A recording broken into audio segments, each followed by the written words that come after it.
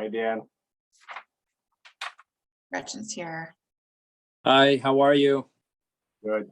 Good. I'm on my iPad. I don't know if I can unmute and mute as easily as I could on the laptop, but No.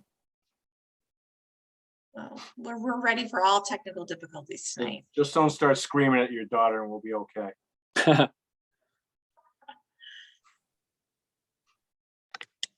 Anyone you guys know out running the road race tonight? Oh, is that tonight? Yeah. Yeah, I my wouldn't son know. It went. doesn't go by my house anymore. oh, it doesn't go by there? Nope, It used No, to, didn't it? it did. But now every half marathon in the city goes by. But no more Yankee homecoming because there's a mile of nothing that they really didn't like. A mile of heat. Of And- heat, nobody cheering, no water, no nothing. And they Yeah, but that'd be decided, better than running on Story Ave, wouldn't it? oh, I Way guess. better. I think it's nice and shady on the Hale Street. I'm surprised they didn't keep that part of the route. So David's not going to be here. Right. That's it. But hopefully Charlie and Carol will show.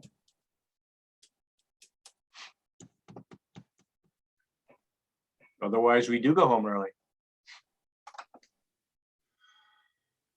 Rather not do that.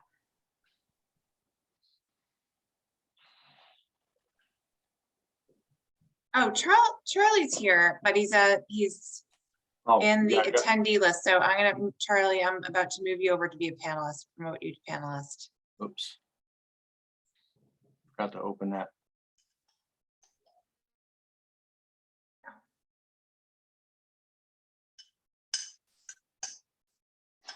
Hi, everyone.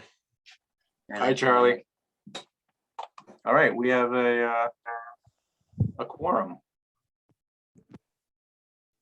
Sorry, guys. Just going forward, in terms of the link to join the meeting, which one should we be using? Yep. Did Andy Port send you an email with what's called a panelist link? I probably have it. I've just been joining the wrong one, I'm sure. If you can't find it, then let me know and Andy will send you another invite to be a panelist. And then Okay. every single meeting you use the panelist link. And everybody else uses the link on the website and on the agenda and all that. Charlie, what I do is my reminder for the meeting, I put in the link, put that link in. Good idea, yeah. I'll do that here.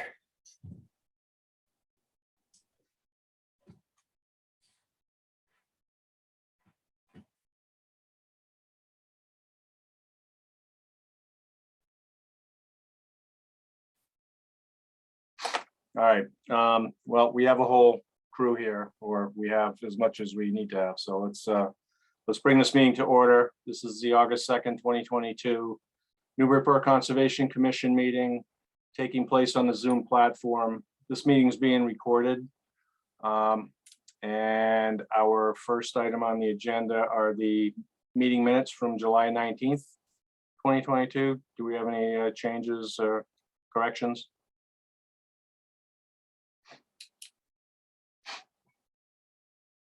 I'll make a motion to approve.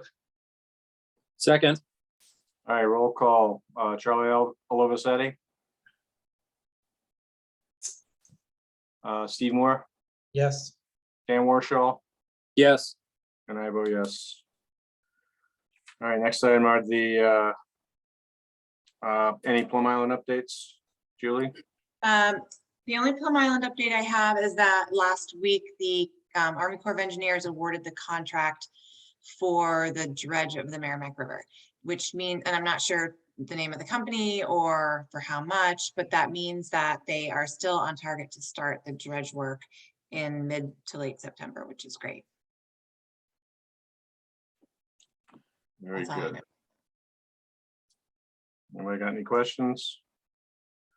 No. All righty. So let's move on to certificates of compliance. We go to determinations, etc.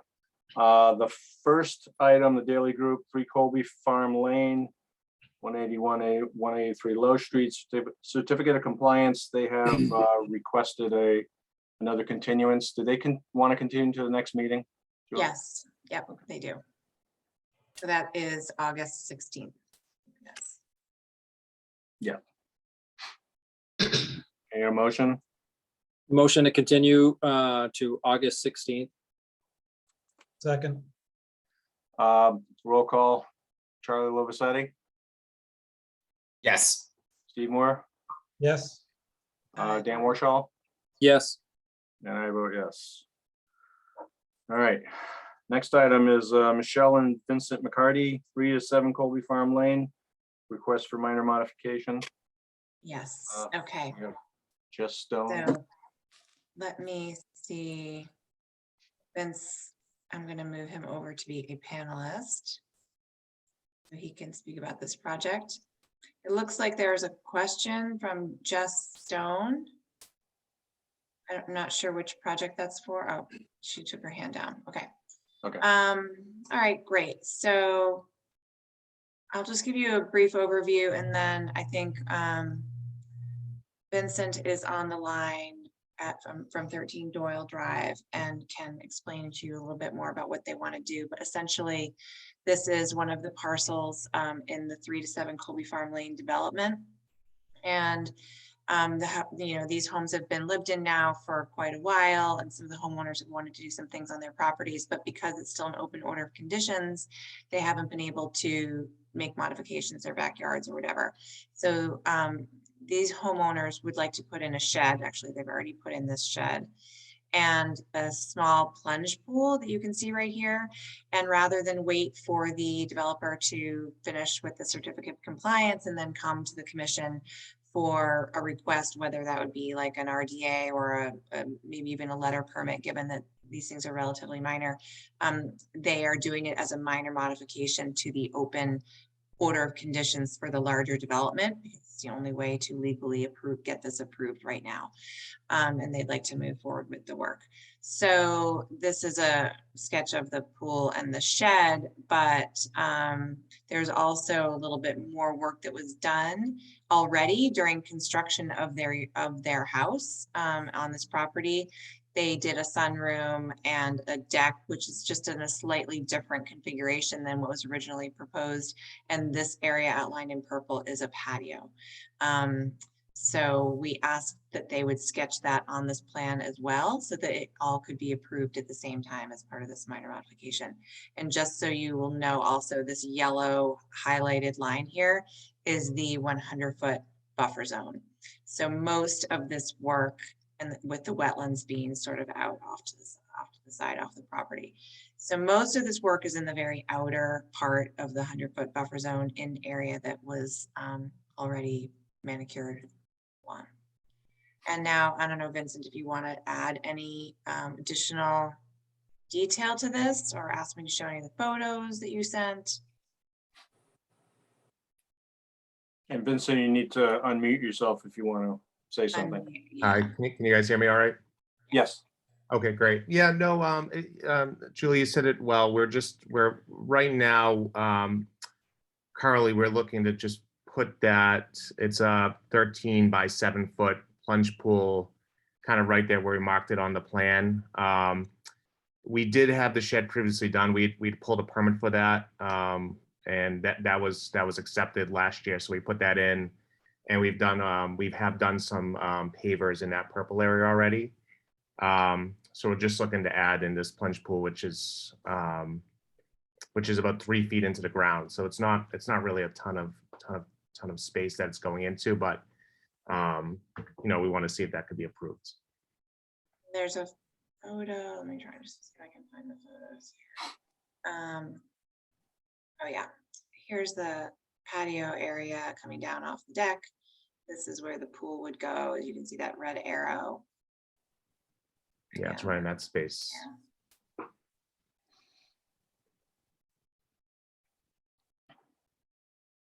so where is this lot in relationship to the the path that goes into the rest of the property? So there's actually another home to, actually, there's a plan right there. So if you're looking on this plan right here, we're lot 11. So 13 would be, there's 13, which is our neighbor, and then the path is Yep. right beyond that. Okay, So so actually, right where where the on little, this, yeah, This where was- on this are the things you're planning on doing? Right where, What's can that? you see my cursor, Yeah, Steve? yeah. That's like right around right there is where the pool, the little plunge pool would go. Am I Okay. right, Vincent? exactly, And then, yep. and then this is sort of like a patio right in this area, comes out around like that. And the shed is kind of like right here. Okay, That's exactly right. all right. Okay. So I mean, I think this is something that if, and it's all, these are all sort of like accessory structures to single family homes. They're all allowable under, even in buffer zone, under our ordinance. And so, and given that these are also in the outer 50 feet of the buffer zone in an area that's already manicured backyard, it's not something that I think would have required any sort of major permitting effort if this were to come in later. So it Okay. truly would be a minor modification to the plan. Anybody got anything? Any questions? Oh, with regards to the water in the pool, I don't know how much water is in a plunge pool, but when you're emptying the pool and when you're maintaining the pool, what's going to happen with the water? So it's first of all, so it's a saltwater system. If we did take it out, we could have it pumped from a we're gonna have it filled from like a water pool company. I don't think we had a plan in place for draining it. Probably would just have a company come and drain it for us because there's really not a lot of area to put it out in that spot. You probably don't even need to drain it. You probably just need to cover it in the winter. Maybe they get drained a little bit and then the cover over and then just open it back. The same pool company might open it back. Yeah, and the way these pools work, actually, they're year round. So it's a heated pool and it has an insulated cover for year round to be used. So I'm not sure how often we would even have to do much with it unless it was years down the line and we needed maintenance on it. But there really wasn't much really to do with it in terms of winterization and stuff. Okay. And you said it was a saltwater pool? It is, yep. Okay, so you probably don't want to drain it onto your lawn. 'Cause it'll kill it. No, I know. So, Well, that's where pipes can come in too. So yeah, I guess that's part of my question, but I would I think that you wouldn't need to drain it really at all, but you might need to backwash the filter system every once in a while if it's that kind of a filter system, and then you could just put that into a storm drain, which would probably be better in case it is the salt water. Yeah, that's probably really probably the maximum that we need to do with that. okay. All right, do we have anything else? I see Jess Stone has raised their hand again. Normally, we don't have any public comment on a certificate of compliance, but we can see what Jess has to ask. Go ahead, Jess. Yes, hi, sir. Jessica Stoney, Doyle Drive, Newburyport, Mass. 01950. So my question would be, when we are saying that, like, we don't know where things are going to drain to, or that you wouldn't have to drain it, my argument would be, and my concern would be, not so much as to what they're doing, but how it is impacting the homes around them. And considering that there is a lot left unknown, such as perk testing and grade testing and things that are now in Superior Court, I don't really understand how my house is allowed to literally soak down a street and float away, and we have to leave it while somebody else gets to get questions on where things are going to drain and how things are going to work, when we have so many things left unanswered by this developer and the people working beneath him. Okay. So if we don't know where it's gonna drain, I feel like that should be brought to the table before anything else on that supposed HOA is approved for anybody else to add anything. I think they should be really going through people that know exact facts. Right, and that's one of the reasons why we ask for people who have pools near wetlands. We want some sort of a maintenance. We like to know what the maintenance plan is, just so there aren't, you're not dumping water into. Which it a would wetland. be hitting my lot. And it's fair to say we haven't lived there anymore. Like I go in and out and leave, and our majority of our belongings are in a U-Box. But I would just please, as a favor to these homeowners, I would really caution them as to the rush in this, because there is a lot left unchecked. And that's all I have to say. All right, thank you, Jess. Sure thing. I guess I wasn't aware of any issues out there with drainage. We're aren't any. we're not having any, to be honest. And truthfully, we're lot 11, she's lot 10, what, even. We're not near her. at We're all. not near her at all. I don't know why they would be Yeah. concerned with that. Yeah, she's lot Yes. 10. She's over here. And there have been, I understand the developer and the city have been talking about some drainage issues having to do with this part of the development over here. But like these guys are saying, I don't believe that a plunge pool in the backyard of lot 11 would have any impact whatsoever on that. And we do have an email, sorry, I'm just chiming in now, but we do have an email from the engineer, the peer engineer, I believe it's called, that it would have no impact on stormwater management and in fact, improve runoff. Is this Michelle? Yes, it is. Okay, thanks. Sorry. Yeah, we did get an email to Phil, because Phil Christensen, on behalf of the city and the planning board, has been reviewing the stormwater issues for this development. And they've been addressing things with the developer, and I believe they are aware of this pool proposal and the modifications and have not indicated that there are any problems with it. There's Yeah, plenty of I'm Excellent. stormwater. Then have at it. All right, thank you. Absolutely. All right, what do we want to do? I'll make a motion to approve the minor modification. Second, All right, roll call. Charlie Lovisetti, Yes. Steve Moore, Yes, Dan Warshaw, yes. and I vote yes. All righty. Can I get a motion to open the public hearings? So moved. second, Roll call. Charlie Lovisetti, Yes. Steve Moore, yes, Dan Warshaw, Yes. and I vote yes. We're gonna switch tonight. We're gonna do Arthur and Sandy Manley first. Tom has several things he has to get to in Newbury, so we'll do, as I said, Arthur and Sandy Manley, 257, 259 Water Street, notice of intent. Yep. Get there. Do we have a number on this yet? We do. It's 051-1066. And let me see, I need to promote Lisa and Tom. Two panelists. And Lisa and Tom, you can let me know if there's anyone else who needs to also be a panelist for this.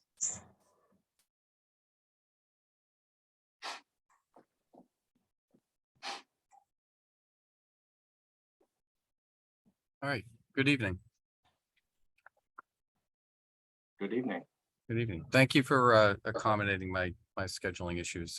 This is Tom Hughes with Hughes Environmental Consulting here on behalf of Arthur and Sandy Manley. Lisa Mead is with me tonight. Lisa handled the zoning and historic applications for this property. Actually, I'm not sure if it went to zoning, but it went to historic. So the project actually consists of removal from a two-dimensional point of view of footprint through the removal of some decks and an attached shed. And then what I call an upward addition is really increased ceiling height within the structure. It's not like an additional floor is being added on. They're actually straightening out some roof lines. They are putting a deck on top of one roof, but let's start with the basics. I think you all know where this is in terms of within the city. It's right near some projects you've reviewed recently.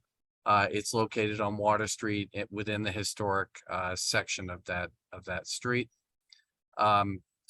The area you can see, it's the smallest house in that picture with the I'm sorry, the one to the right of that, it's not the smallest, it's the one to the right. And then in the back, there's sort of an attached shed and a patio area. You can see there's an L-shaped bench on the back of that patio area. We are removing that L-shaped bench. And then we're removing that shed area. And if we can go to the flood map. So to remind the commission, as I'm sure you're aware, but we do have new members since the last Water Street project. The area is mapped within the VE, the velocity zone elevation 15. And let's go on to the next one. Okay, so we were just looking at this. Let's go to the next. This is just a view. Again, a view from another angle. And if we can go down now to the plans.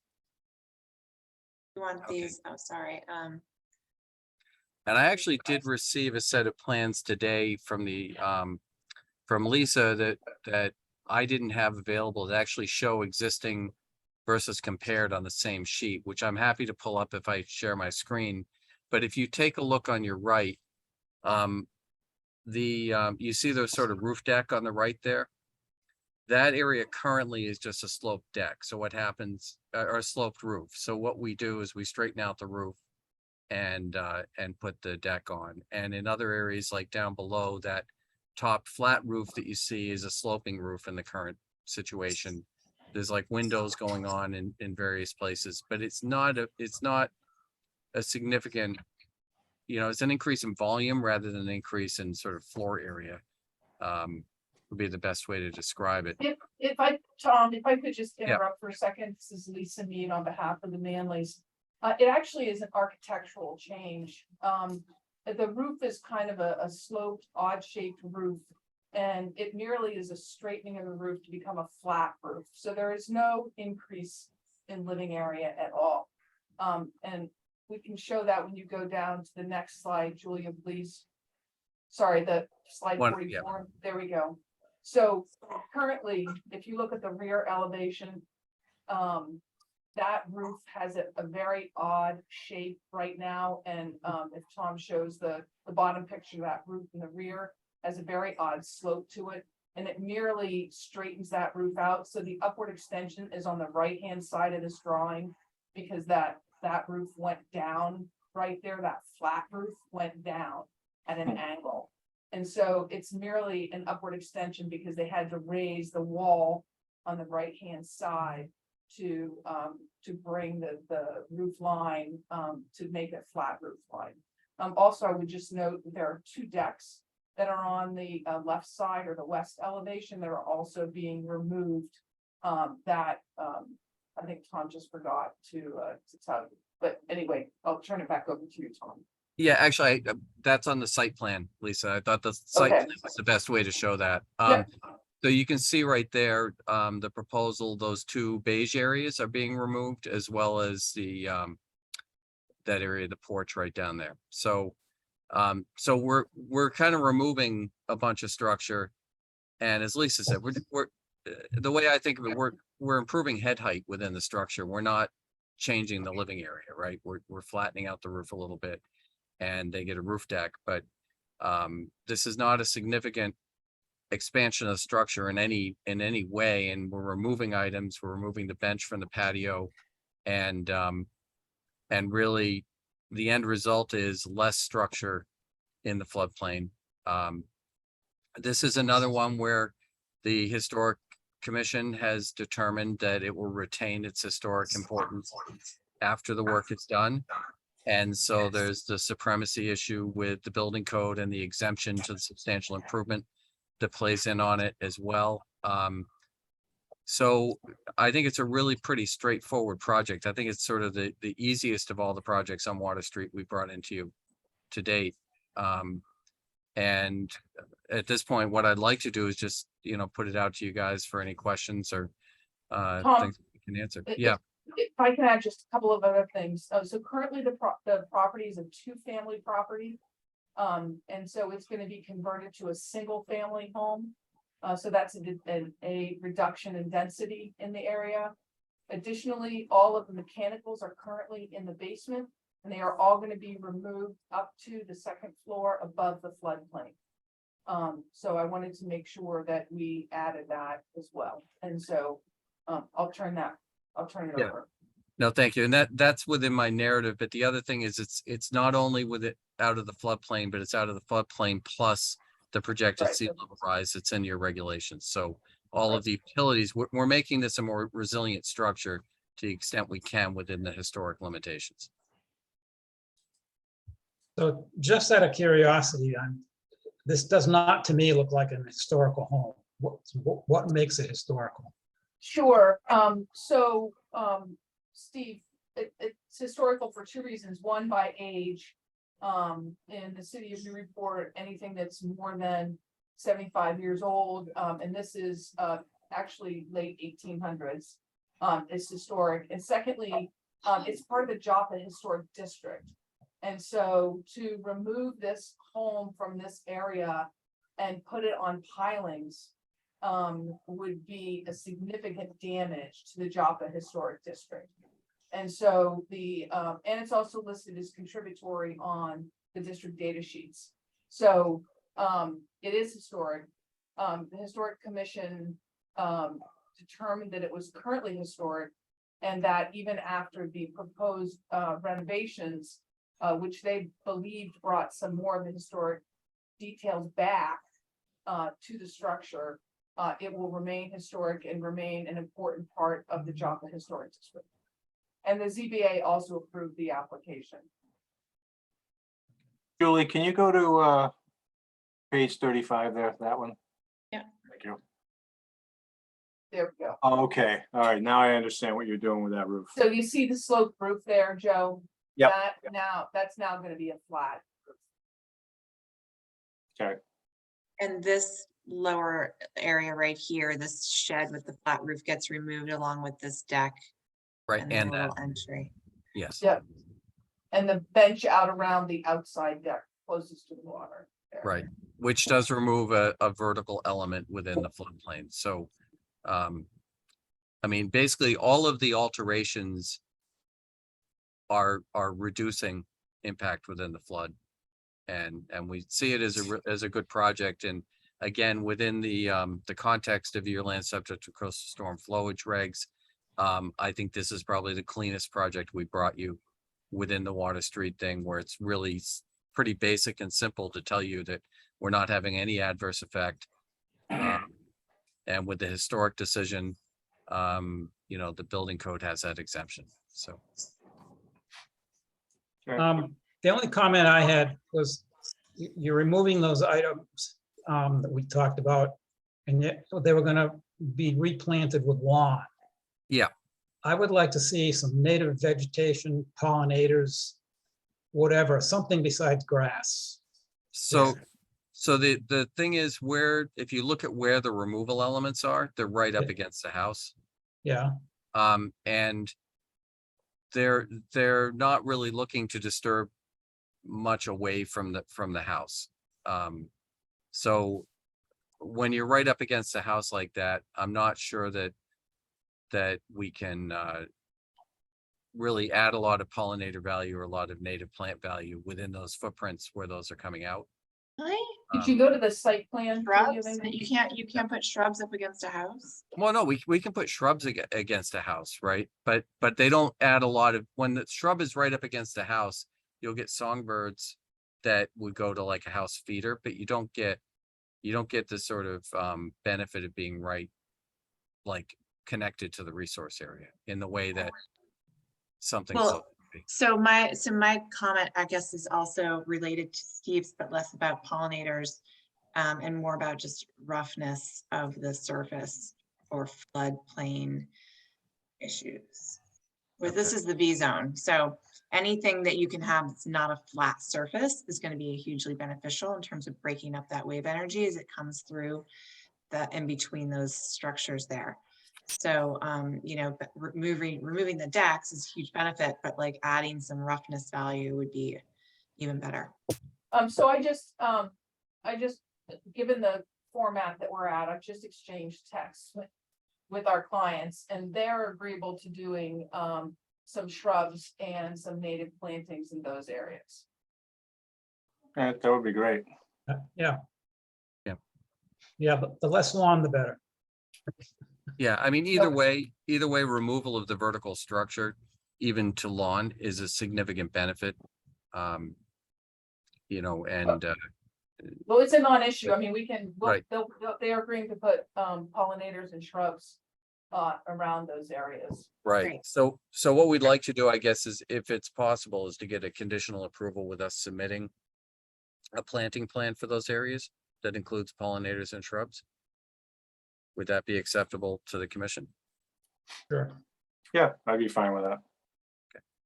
And there's, if the applicant would prefer to put those in a different location, that probably would be okay too. I mean, you could put them a little bit further out, closer to the seawall, maybe that provides them some, you know, screening, and it will help to break up that wave velocity a little bit even sooner. That it's something that they might want to consider. So how about if the condition were to read of an equivalent square footage to the removal of structure? Sure. Sure. And then we can work to come up with something that from a landscape point of view actually looks good from the single family home point of view, but also provides some function. Yep.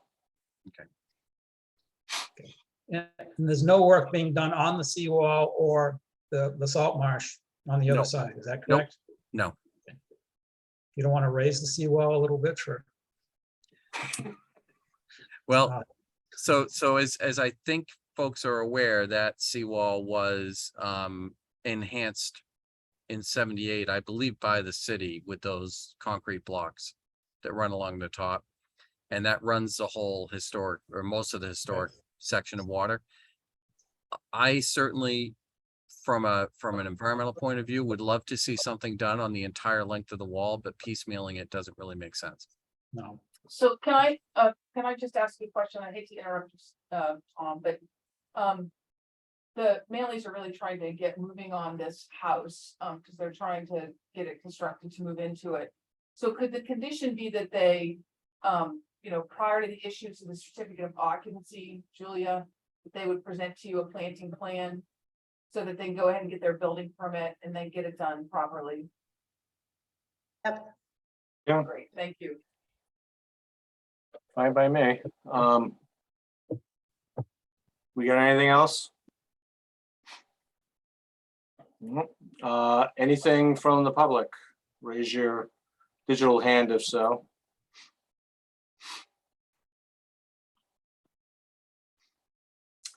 Seeing none. What do we want to do? Make a motion to close the public hearing?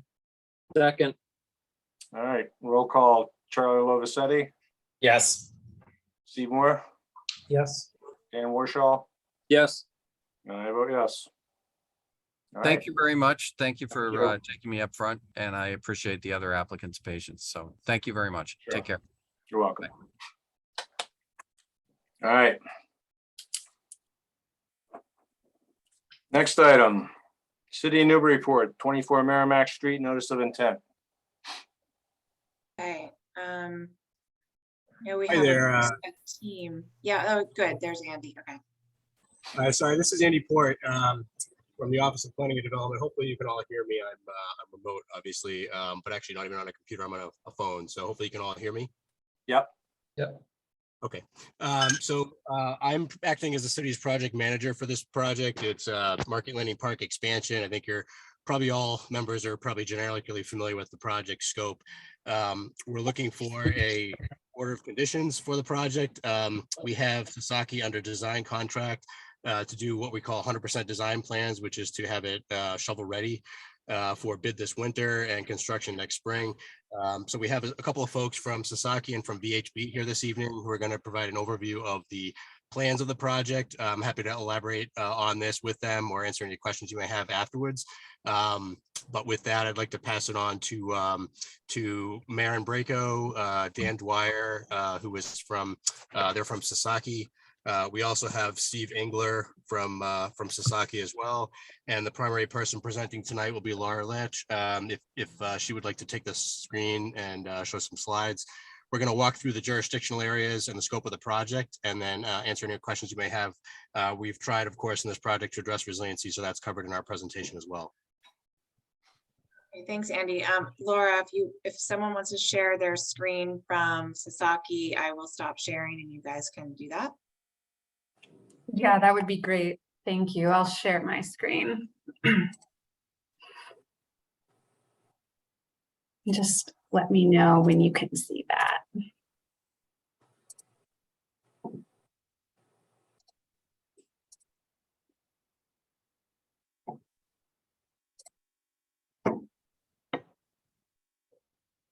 Okay. Looks good. Great. All right, so I think you got the full team introduction from Andy. My name is Laura Leach. I'm from VHB. And we have the Sasaki team here as well tonight to walk through this NOI with you.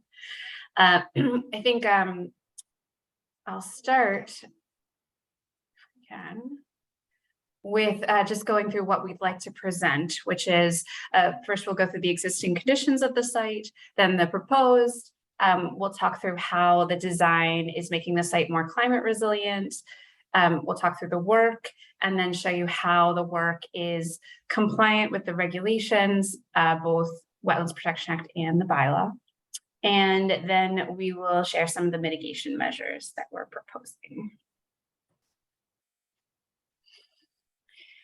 So this is the site as it exists today. And there are a fair amount of resource areas on the property. The main thing I'd like to show on this, I mean, we have a 20, actually, I'll go through each one just so that you're familiar. The green at the top is the 25-foot no disturb off the river. The yellow here is the 100-foot buffer zone to coastal bank. The dark orange is the land subject to coastal storm flowage, and the later orange is the riverfront area.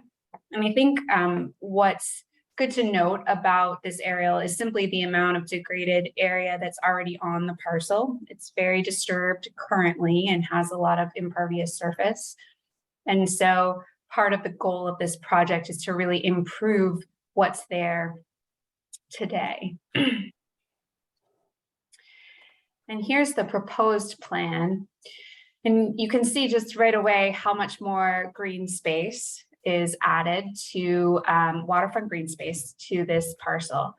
And there's a variety of access here, access to the docks, gathering space, landscaped areas, and recreation that's provided with this project. I think we're going to go into some detail on all of those features, but this just gives a nice overview. And the first thing that's really striking is how much less impervious is in the proposed condition.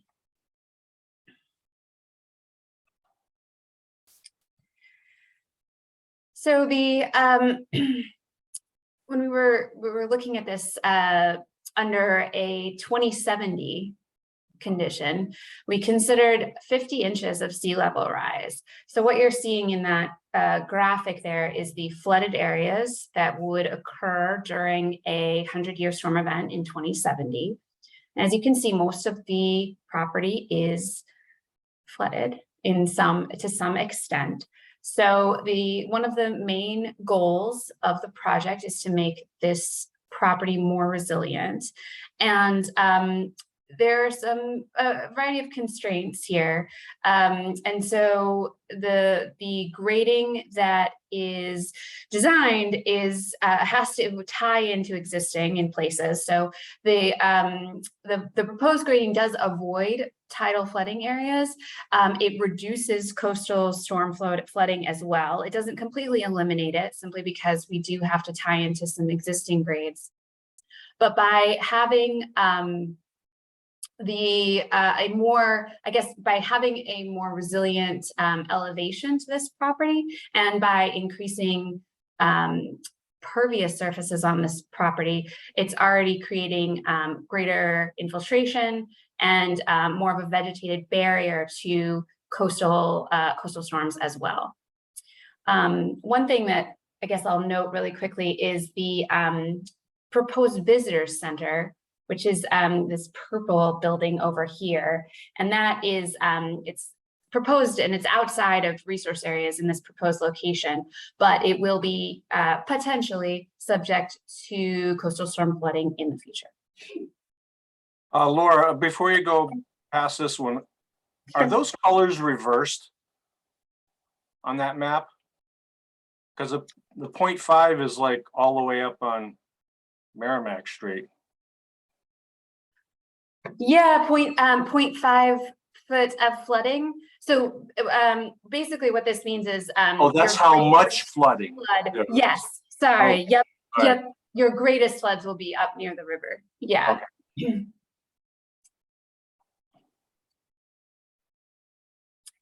In this cross section, you can see down here, I'll just show where this cross section is displayed. This is showing the fill depth that will be added to the site, again, in an effort to make it more resilient, and considerable amount of fill that will provide a greater barrier to coastal storm floods in the future. At this step in particular, we're adding 4.5 feet in elevation.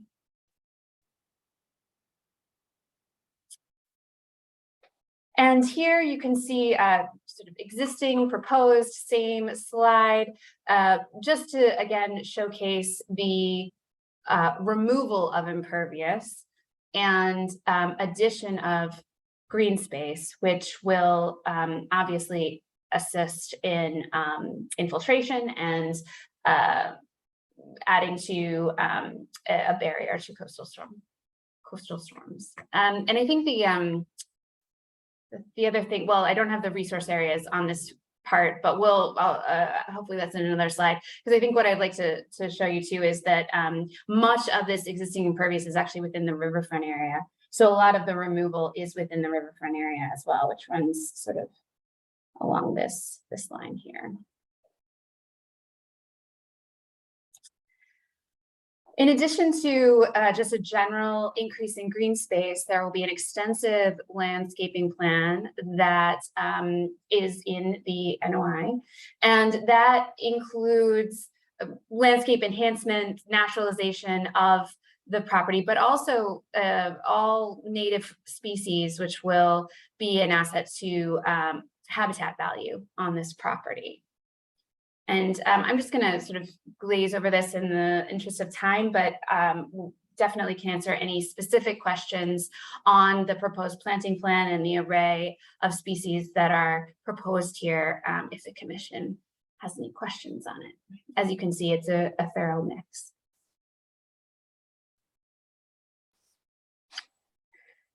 This is the only building that's proposed on the property, which is the visitor center. And again, it's outside resource areas, but because we have the potential for it being within a coastal storm flooded area in the future, the building itself will be made at a resilient finished floor elevation, and also have the ability to raise it. It's sort of a structure that can be raised as needed in the future. So it will have some features that will provide resiliency for that building itself. and just some renderings to show what the image here, or the goal, what the sense of the property is, what the team is going for with this property as far as recreational value and ADA compliance. All of these walkways will provide gathering space and be a benefit to the surrounding community.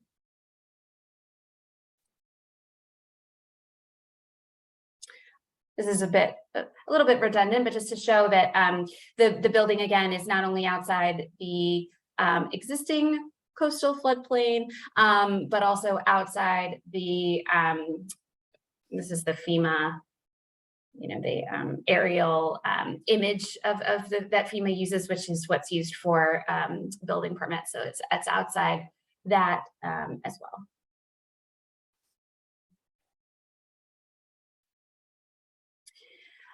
So just a quick overview on the work. First, the existing pavement and structure that's there will be demolished. There is a small area of contamination that is currently regulated under an AUL, or the property has an AUL on the deed. So the management of that soil will be conducted in line with that AUL and moved off site as necessary. Then the fill will be added to the property. There will be pathway and plaza construction that will cross the property in various places. And then along with that, utilities and stormwater infrastructure will be added. And the parking lot will be reconfigured, as you saw in the rendering. And the building will be constructed for the visitor center. And then finally, the landscaping construction will occur. And I think the schedule is actually touched on by Annie in the beginning as far as when the work will be conducted, but it's not anticipated until next year.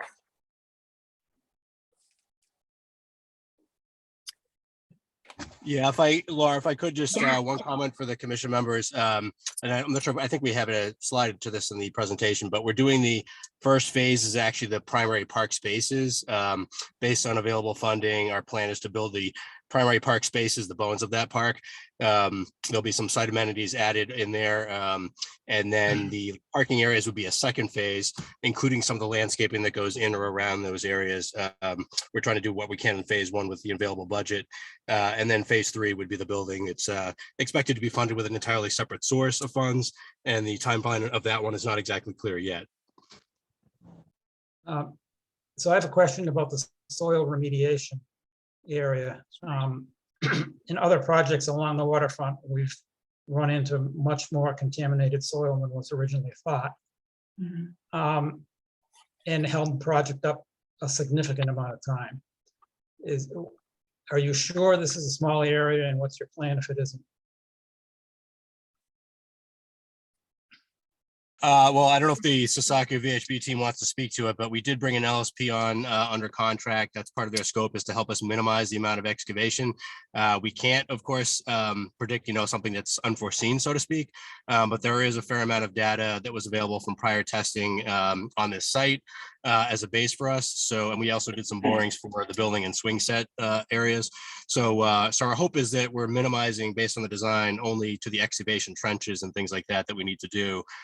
Keeping as much material on site and only disposing of that which we have to. But again, it's you can't predict everything, but we've tried to do as thorough as we can, and working with VHB as our subconsultant, trying to minimize the amount of excavation, recognizing the environmental constraints that are there today in the OAWL and the documentation that goes with that. One question I have, and this is a perfect angle to attack it from. So the walkways, from this picture, it looks like the walkways are lower than the berm. Is that going to be true? I'm concerned if a storm comes in that the water just comes down the walkways. Yeah, like VHB, we want to speak to this, but keep in mind that, and this is not necessarily different than other areas you've heard about along the waterfront where we talk about resiliency, but this site does need to meet existing grades on the fringes and also in the middle where it meets the waterfront trust property. So we aren't necessarily proposing to add significant fill to this site to bring everything up. So it is actually, the walkway is a little lower than that berm area, which we brought up to roughly the same height as the existing berm. So folks have a lawn to set up on, but to your point, we've tried to raise up areas that we can, towards the middle of the site without actually creating ADA issues and so forth at the fringes of the property. Okay, just don't want all the water to come flowing in and have Yeah, to go out. Yeah, please note, by the way, and I don't know how recently some of you have heard about this or have looked at the details, but the bulkhead project also includes raising the cap of that bulkhead wall up to roughly the height of the wooden block seating that you see today. So that is also intended to help with the resiliency and the future flood levels. Obviously, there are some openings in there that would have to be dealt with. And as I mentioned, no matter which site we're working with now or someone else is working with along the waterfront, you're going to have the edges of the property that they don't necessarily control, that they're going to have to meet in some way. But with that in mind, we are doing what we can as a phased approach here to protecting the park space as well as the boardwalk as best we can. Okay, I just wanted it on the radar. Sorry, one thing I would add to that I don't know if this is at any more comfort level to you, but one of the things that Jordy and I had worked on with the structural engineer for the bulkhead project is looking at longer term resiliency, even now, beyond 2070 or 2100, let's say.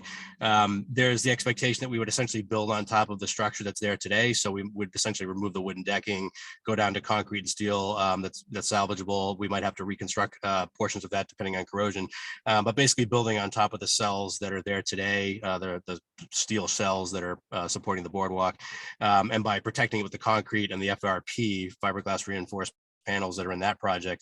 Our plan is long-term, really, I think, is to protect the park, not by raising the park so much, but actually by raising the outside edge, possibly the boardwalk itself in the future. So, it is that we are thinking about those things, and I would say it's cost prohibitive probably for us to raise everything up right now, maybe to that higher degree, but we are planning for those things and trying to do it in a reasonably phased way based on the available funding. Okay, thank you.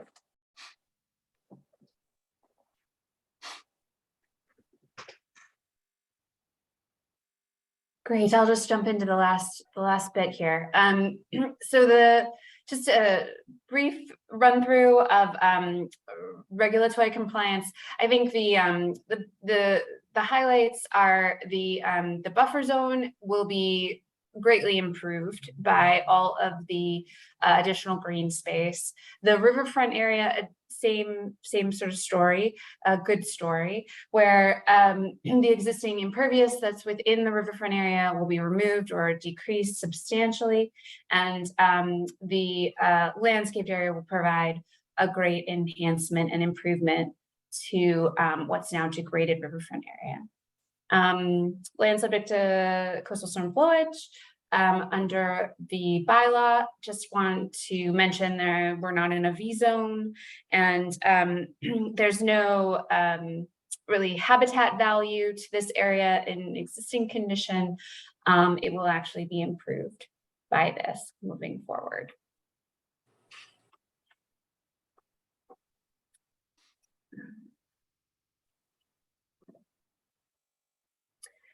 Mitigation measures, the sort of your standard ENS measures with perimeter controls, construction entrances, and also silt sacks or catch basin protection.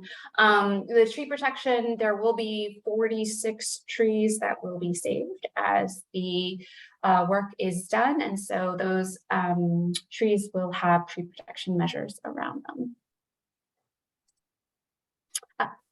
That concludes the main presentation.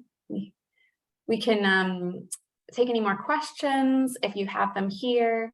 Like I said, the team is here if we need to rely on their expertise. Okay. Anybody from the commission or Julie? I just have a question about timing, and I know you said you want to try and start this next spring, but if that takes place, which would be great, how long do you see this construction period lasting for the two, the main elements that would take place in this phase one? Maren, do you want to speak to that at all? We're trying to do as much as we can, obviously, in the first season there. Based on my experience locally, at the municipal level, I would say that there's a possibility of some of that extending, just based on the unusual things that, folks can encounter during construction or bidding. But our plan is to bid over the winter and construction this next year. We still have to talk a little bit about the phasing in order to limit impacts to parking in the central waterfront public access. But Maren, do you, or is anyone else in your team able to speak to that further? Yes, we are anticipating that construction for phase one would go through mid-June of 2024. Oh, through mid-June of 2024. So you begin construction next spring, so spring of 2023, and it would go for a year. Yes, that's what we're estimating right now. And this is just for the land, essentially just the landscape work, because not constructing the building, but the pathways, the landscaping, the grading, all the other site amenities. Yeah, Laura, so if you flip, I think it might be the first slide in the appendix. We have a phasing plan. Here we go. So that's phase one. So that includes all of the historic ways and several of the plazas, including the swing structures and seating areas and sculptural elements. I guess, the reason why I'm asking, obviously, is because this is such a heavily used part of the city, especially during the spring, summer, and early fall months. And I'm just wondering if there's been any, and I apologize, Andy, if we've talked about this in the office, and I don't remember, but if there's been any discussion about how to handle public access and use.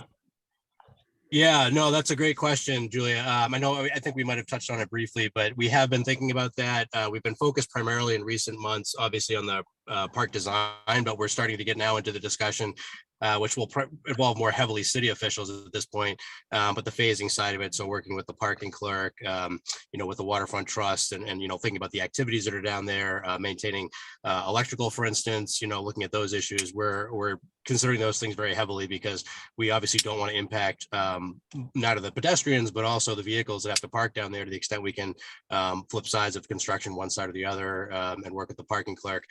It is going to be a little bit more complicated because of its, location right downtown in a primary area during the peak season. This isn't the bulkhead project, I think, can be constructed over the winter, which is great. But unfortunately, this one can't be. So to your point, we will be working more with city officials to develop a phasing plan and working closely with the contractor to try to minimize issues during the next season, assuming that, we'll still have, pedestrian traffic to the waterfront. Where is the construction laydown area going to be? Well, that's actually, Steve, that's actually one of the things we need to discuss. So again, as we've been finalizing the plans for construction, we're now getting into that level of detail that has to be in, at least as a basic phasing plan, our bid set. So one of the things we will be talking about with the parking clerk, with the Department of Public Services and others here is, and the Waterfront Trust, for instance, is where do we lay down equipment, both on this site, is anything stored elsewhere during construction, to try to maximize the parking that's remaining, for folks down here. But that's a juggling act, and it's going to require some input from other city officials before we can determine that exactly. But keep in mind that the phase two gravel or parking areas that you see today are essentially going to be shrunk gravel areas, but not necessarily with all the edge plantings that you see. So that, Mayor mentioned on this plan here, we see the phase one and phase two. So the landscaping that's on the phase two may not all be there. So there'll be a little bit, possibly a few more cars that could fit in there, thereby allowing more staging. But at the same time, we do need to minimize that, to your point. So we have to flesh those details out, talking with some other city officials before we can be specific about where that will go. And the access to the boardwalk through the Waterfront Trust land will not be impeded during this construction? There are short points where we're making a connection to the pedestrian path, but that's relatively minimal.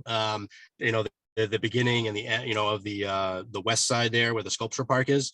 There will be some improvements being done in there, but again, we can work with the contractor to phase so that the access points elsewhere are maintained. So again, that's a detail we have to walk through, but we have every intention of maintaining public access to the boardwalk and to the primary park space in the center there throughout construction, with a few exceptions where there's say some, heavy utility work or something that might be, not safe for the public. We'll work around event schedules and whatnot. So we fully understand that concern. We support, minimizing the impact as much as possible. There may be one of those connecting ways, the so-called Ferry Wharf Way, for instance, may not be there at some point during construction, but then when it's added, it may allow us to offset another area and loop folks around. They may not take directly the same route they would take along the boardwalk temporarily for a week or so, but that's a short jog, so to speak, that we're trying to basically accomplish that by rerouting folks around an area. There's very minimal work that has to be done, directly on the boardwalk itself, and so it's really the sculpture park and the two integration points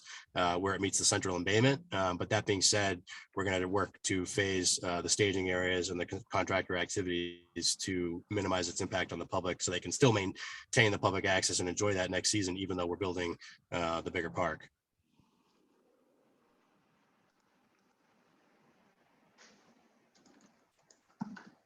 Okay. Do we have anything else?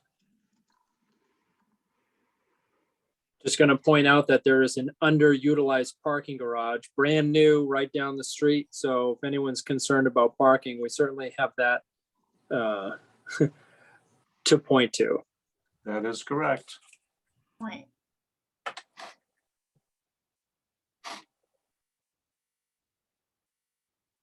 Any other comments or questions from us? No, I share the same concern Joe has about the openings that are going to allow floodwater in, even though there's a berm. I guess there's not much we can do because you have to meet the existing grades of other landowners, but it just seems like we need to do something there.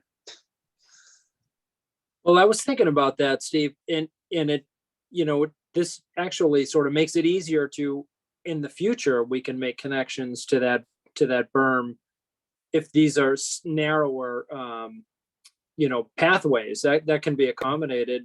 I think it's sort of a step in the right direction because the sea level rise will occur over a long period of time, so that you can have this in place, and then as need be, you could fill that in. I mean, the water's going to come around the sides anyway. Right. So, if you berm this entire stretch, it's still going to sneak its way in there on either end, but it gets closer to building some sort of a contiguous berm structure. Yeah. Yeah. Adaptable. Yep. All right. You have anything else before I ask the public? No. All right. Anything from the public? Raise your digital hand if you would like to ask something or say something.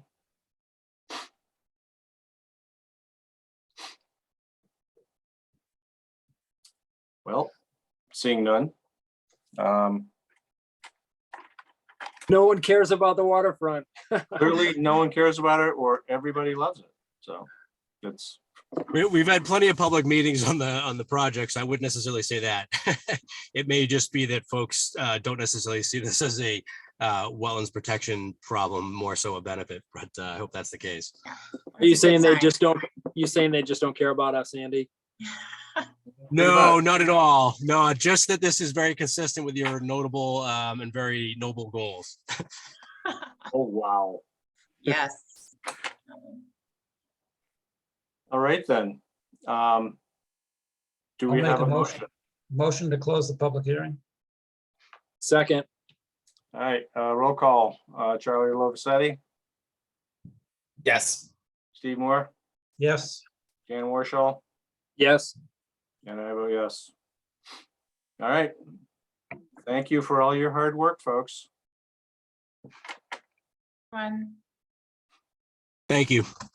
Thank Could you. you, Julia, would you mind, and I don't know if Joe, you could speak to this at all, but just for the consultants' benefit, because they're not quite as familiar with our commission's way of proceeding with hearings.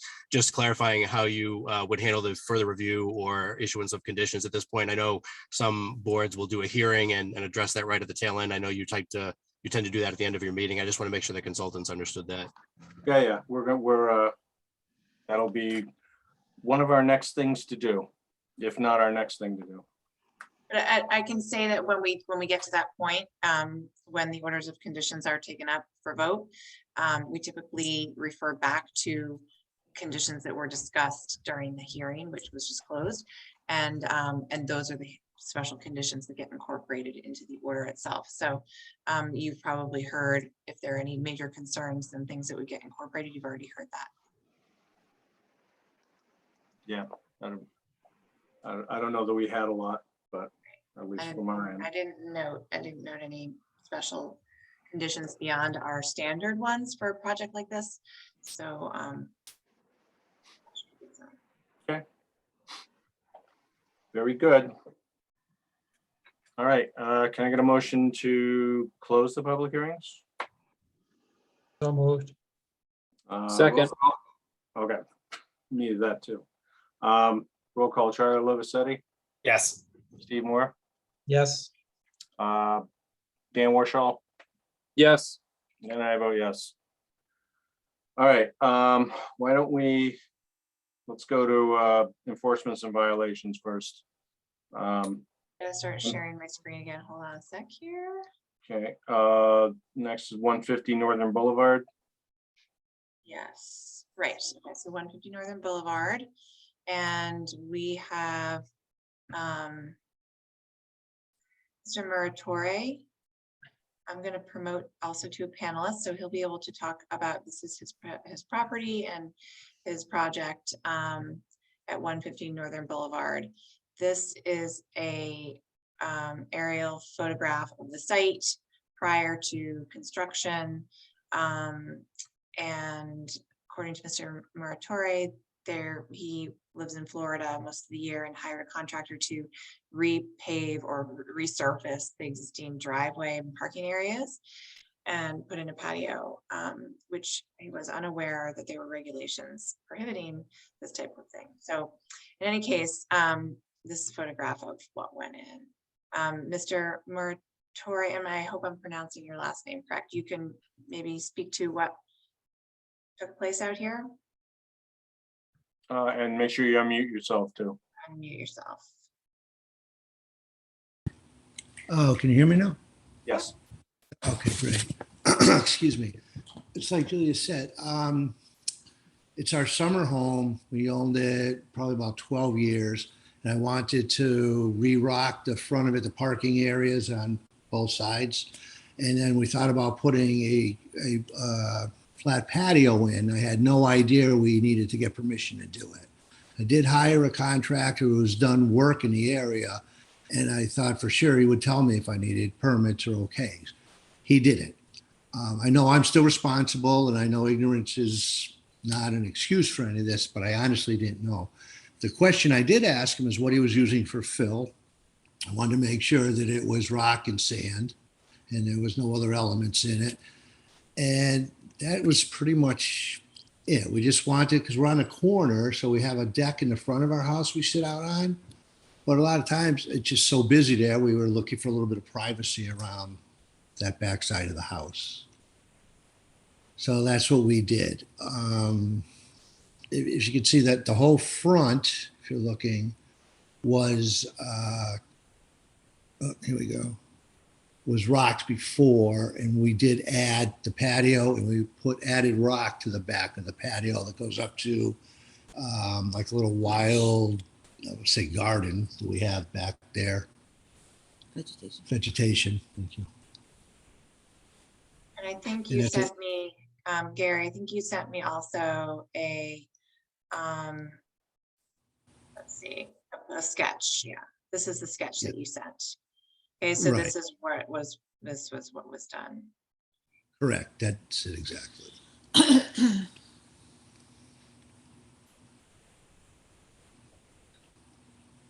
So was that, well, we just saw that picture that showed the patio there.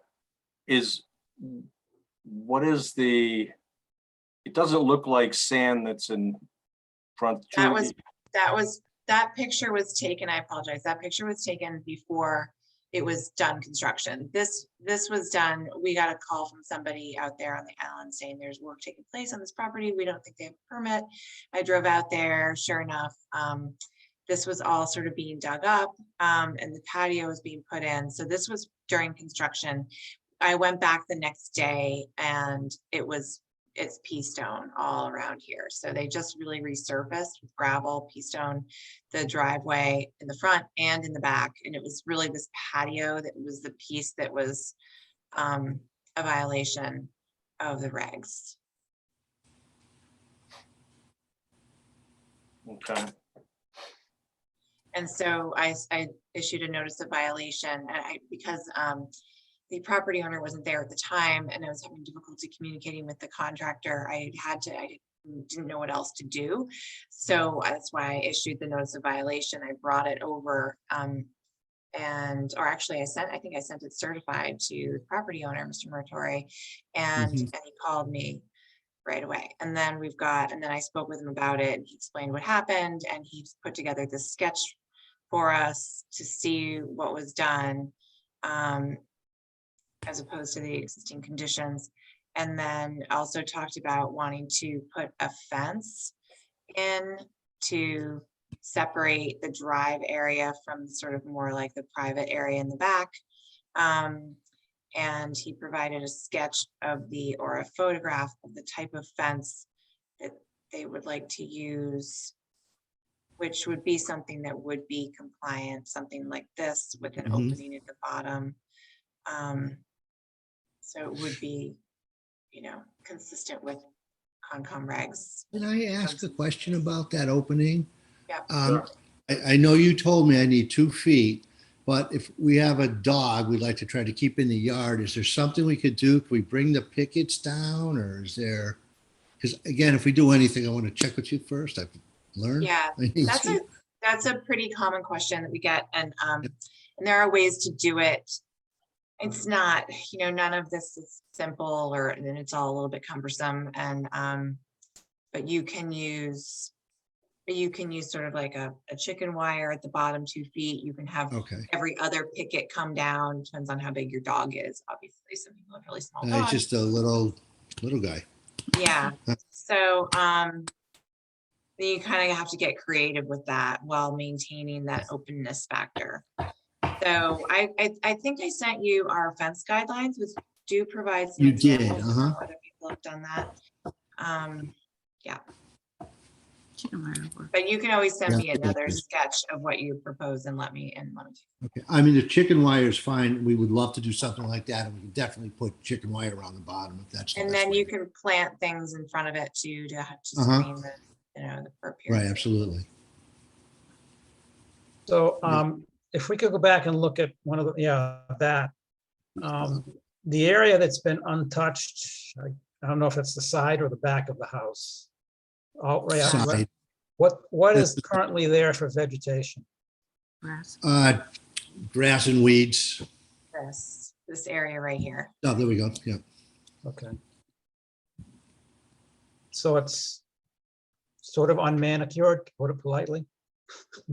Yes. We hadn't been there in 2 years. Looks better than my yard, so. Well, thank you. I feel better. So I don't know what we want to do to either say, the patio has to go, or say maybe it's okay, but the shall we say unmanicured lawn needs to be mitigation for and put in beach grass or native shrubs or something. Both. Or both. That would be fine.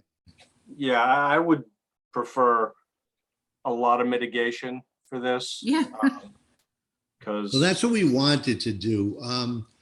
Between COVID and I had some health problems last year, so we weren't able to go down at all. And the year prior, we were actually selling our residence in Western Mass. So we spent like maybe a week there. So this was the year where we really like, okay, we get a whole summer, and my wife ended up having to be in Florida most of the summer, so I was there alone. I just wanted to try to get some stuff done, but I definitely wanted to do something here. Like I said, I had neighbors coming over going, oh, compared to what it looked like, it's so nice. Thank you. You made the whole street look, much better. So And it that, does look nice. And I had no idea that we couldn't put, I thought that was probably the best thing in the world to do, not knowing anything. Obviously, just a nice little flat, it was bluestone. I didn't think much of it at all. Now I realize I would never do it again, but. so that vegetation that's in Excuse the me. back, that you see, just looks like bushes.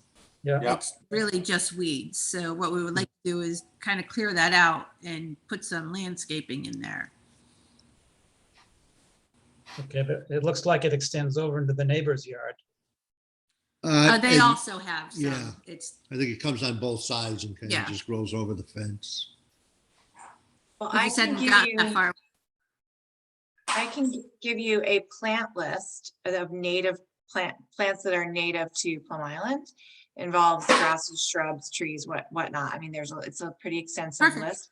But any of those, if you chose from that list and you planted, and the commission can tell you, how much extensive area of planting they'd like to see. Yeah, but you that would be great. have to choose from that list. That would be great because we do want to do something with it. It does look terrible. And getting a list of what can go there, what helps the environment the best, we would love to do. We really would. And then on the sketch, I don't know if you can see, but so from that corner post of the fence that you were just on, we just kind of wanted to bring that fence like to the house to enclose that backside. Because with Oh, the I traffic, see. it- Right Yeah. here, yeah. yeah, Yes. Yeah. just for the dogs' safety, because of the traffic on Northern Yeah, Boulevard. he almost got killed a couple of weeks ago. He's just a puppy. Yeah, and he takes off a lot. So it's like, okay, time. So we got to either keep him tied up, which I really don't want to do at all, or, we got to put a fence up.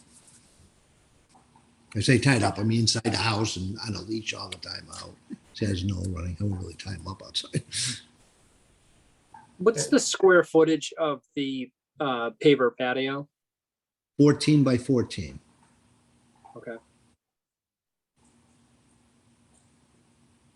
So would you be willing to take your unmanicured lawn and make all of that native vegetation? Absolutely. We've been talking about doing that anyway, so Yeah. it's probably that little push I need right now to do it with you guys. Well, But we I got the think it letter, would we look just great. stopped everything. Yeah, We'll make it a big push. I will. Do you happen to yeah. know what the square footage is of that area, that the No lawn idea at all. area that would be replanted? I really have no clue. Yeah, the patio's about 200 square feet.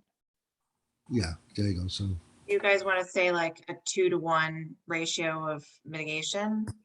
Or- That's what I was thinking. Well, It looks like you've got close to that. I don't want to lock us into that if you don't have 2-to-1. It'd be nice to know what the square footage is of the area that can be used for remediation. okay, I should be back there at some point this weekend. I'm in Florida right now. So we can And, have our landscape. Yeah, What I'll if try you to. were to take a look when you get back there, Mhm. and like you've sketched this out right here, which is really helpful. If you were to sketch out again on this plan, the area of mitigation plantings that you would be able to install, and then you could send it back to us and the commission could take a look at it. Sure, I'd be more than happy to do that. And then it would be something that they could have and they could see and check on, make sure that it got. Mhm. Yeah. If you also have, I was gonna say, if you also have a list of landscapers along with that list of plants, that would be helpful. Yeah, it's not fun. We aren't able to recommend, but there's plenty around, maybe. Okay, perfect. Yeah. We can check around our neighbors. And also, if they did a landscaping plan for you, they would need to know square footages and all that too. If you Yeah, had somebody they could draw submit it something to up, you. and that would show us, the area that you're going to be doing and how many square feet and everything. Okay, yeah, I'll make some calls Monday and hopefully get them down as soon as I can. And when I can get a plan, I'll send it right over to Julia. If that's Okay. okay. That would be great. Okay.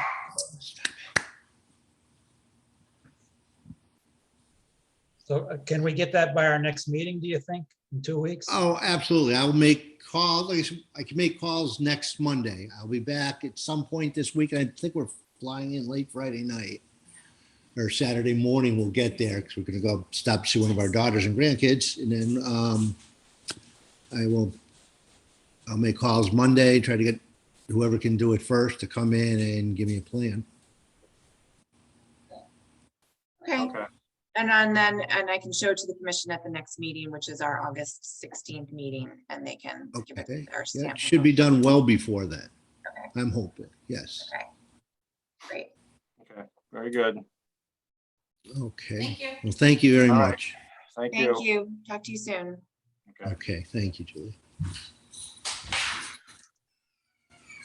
All right. On to orders of conditions. Well, before we leave this, Okay. what about our encroachment on Cooper North? What's happening with that? Oh, the encroachment on Cooper Neck. Well, okay, we had a meeting, this was like maybe 2 weeks ago, a meeting with the mayor, and Andy, and Jordy, and we explained the whole situation to them, and we also had communicated with Essex County Greenbelt about it, and they suggested that the city needs to handle it first, and if the city can't handle it, then essentially Essex County Greenbelt has to do sort of enforcement on the city. So it's the city's job to reach out to those property owners at, I believe it's 16 and 17 Doe Run Drive, and let them know of the violation. They asked, the mayor's office asked if I would draft those letters, which I did, and forwarded them to the mayor's assistant, because it does need to come from the administration. It's not a wetlands issue. So it's a city property infringement issue. So that's the last move I made on it. I can check in with the mayor's office tomorrow and see if there's been any follow-up on their end. Okay, yeah, I'd like to see them get pushed a little. Yeah. I agree. Oh, you can also ask the mayor's office where they are with someone, another commission member too. Because Yeah, I see that at least one person has not heard anything back from. okay. I will do that too. Yeah, because I know that there have been at least 1 or 2 applications that have come in for that, so we should. I forgot, if you don't mind reminding me, what were the encroachments out there again? Was there a shed or was it cutting? I don't remember. Well, there was cutting, there was a shed and a fire pit. Okay. Yeah. So a variety of incidents. Yes.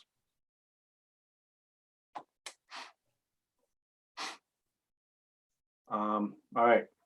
So next one, orders of conditions. Arthur and Sandy Manley, 257, 259 Water Street. Did we have any, we didn't have any special conditions, right? No. Just a planting plan, I think.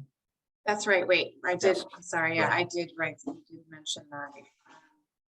Yes, there is a special condition, which is that prior to issuance of an occupancy permit, a landscape plan showing plantings of shrubs and or native species with pollinator value shall be provided, covering an area equivalent to the square footage of the removal of the structures removed, i.e. the shed and deck and entry landing. So I'll make that sound a little bit more lame, but. Okay.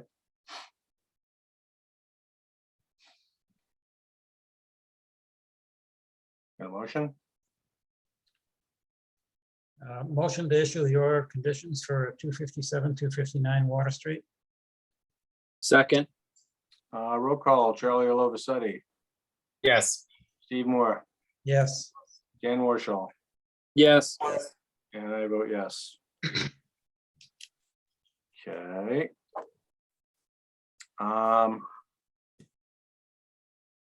So the next one is City of Newburyport, 24 Merrimack Street. And we had no special conditions for that, right? No, but I mean, I would say that we should ask for the construction staging plan prior to the start of construction at a minimum. Prior, that we should have the construction staging plan and the construction, what was the other one? Construction staging plan. Or sequencing? too? And phasing, yeah, sequencing Yeah. plan. So Julia, is it in our standard orders about the refueling of equipment, near or away from the water and all that? Yep, no refueling or storage of fuels within the buffer zone, all storage of that type of, I can't remember the exact wording, but we have like at least one special condition, if not more, in our standard conditions about refueling and storage of fuels and hazardous materials and things like Okay. that.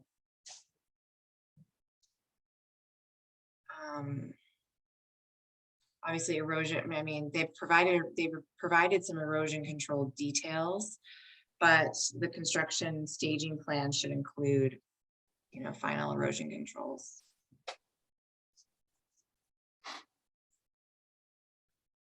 And if they need a stormwater pollution prevention plan, we should get a copy. Julie, I think I'd like to add something, and I mean, I guess it would come up anyway, but just to sort of dot our i's and cross our t's, if they do encounter more contaminated soil than they planned for, I'd like to have them come back and discuss with us the plan for how they're going to manage that. I'm sure their LSP has to go according to the MCP, but we'd like to be involved in that too, or informed of it. How about, and I think that's excellent. We should definitely do that because that could easily happen. So what if we ask for, in the event that any contaminated soils are encountered and need to be managed on site and disposed of the commission shall be notified in writing. Yeah, I mean, if their LSP should be providing a report of any of that Yeah. anyway, so maybe if we could just be copied on that, but anything Okay. beyond what they expect, because as Steve mentioned, it could be extensive. I'm trying to figure out how to write beyond what's expected, because what's that threshold, what's Right. expected and what's not. So I almost feel like we should just be copied on the reports of, any contamination on site. Yeah, well, that would cover everything. wouldn't it? Yeah, Yep, sounds good. I like it. that way we'll be aware, because even if it's a little, we're gonna want to know if they're stockpiling out there, for how long it's gonna be stockpiled there, when it's gonna be removed, That's a good. I mean, they really should know what's out there, because when they had that plan to build buildings out there, they did a whole bunch of borings. Yeah, But, but look what happened with the area in front of the wastewater treatment plant. right. Yeah, there could be pockets of stuff that you just missed, Oh, believe me, I retired from a lab that had lots of radioactive contamination in the back that was whatever it is, Mediated. taken care of, I don't know, 4 or 5 times while I worked there. And then when they went to build a new building, they had to take out a whole ton more. So, yeah, that stuff does happen. Andy, did you have a comment? No, I would say it's fine. It makes sense to provide the commission with the reports, and I think it was noted, or at least hinted at earlier, the state has protocols that the LSP and our contractors are going to need to follow. That's why we have the LSP under contract during construction as well. So, we can provide those reports to you and let you know, obviously, whether it's the initial quantity or some additional quantity that if we discover anything beyond that we have to deal with, let you know how we're dealing with it. Andy, yeah, I guess Okay. All right. We good? Motion? Motion to issue the order of conditions for 24 Merrimack Street. I'll second. Roll call. Charlie Alovisetti, Yes. Steve Moore, Yes. Dan Warshall, Yes. and I vote yes. All right. Next. CPC member. Community Preservation Committee. I am fine with doing it for now. If you folks are okay with it. You sound so fine. I know. Well, I don't see anybody interrupting me, so. So we'll do this like when I took over the chairmanship. I won't step back. If Carol or David decide they would like to do it, then we can send them. But They can think submit their application. they can to the submit committee. their application that I will greedily look at and forward to the commission. But I think we probably need to vote on it. So, Can you vote for yourself? oh yeah, Okay, I don't really need to. I could, because there's four of us. If three say yes, then it's official anyway, so it doesn't really matter. I'd make a motion to appoint Joe as the interim CPC member from the Conservation Commission. second. Roll call. Charlie Lovisetti, Yes. Steve Moore, Yes. Dan Warshall, Yes. and I am present. Perfect. All right, so Julie, you want to send that off to the mayor's office? I shall. Yep. Thank you. What else? Was there something else? Oh, I won't be here next meeting. Yeah. Hey, Andy, is Andy still here? No, he's already gone. Yeah, Steve will not, I mean, Joe will not be here next meeting. Steve, will you be here at the next meeting? I should be, yes. 16th? Okay, so you'll be chair on the 16th. And neither Joe or I will be here on September 6th, I believe. Is it the 6th? Yeah, Yes, it is. September 6th is the primary election, and I am officially apparently a poll worker, so I will be working the polls.